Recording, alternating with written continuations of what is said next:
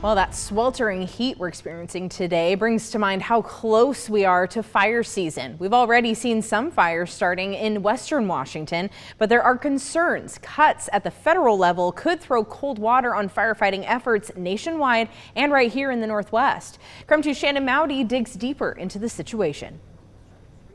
Back in February, we told you about terminations at the U.S. Forest Service. As we enter fire season, it's still unclear for our state firefighters just how much help they'll get from the feds.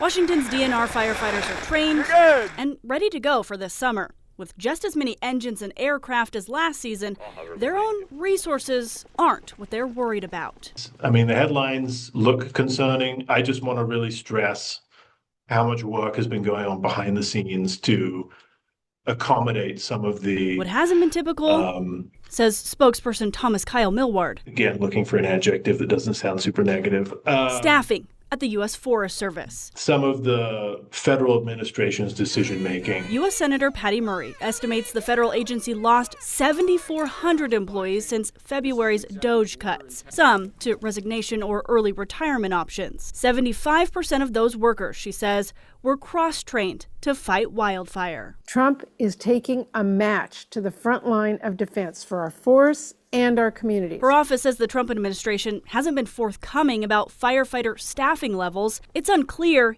even to DNR. Working under the assumption that potentially there could be a bit of a handicapped response from the Forest Service.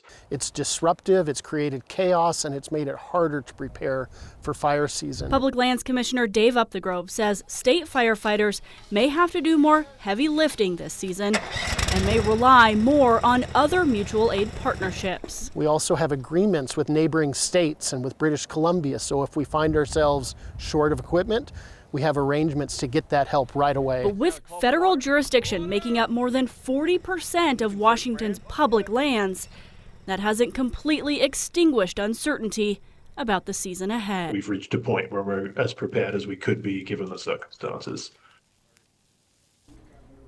Kyle-Milward says this fire season looks to be above average, with that fire danger really picking up in mid-June here in eastern Washington. Shannon Mowdy, KREM 2 News.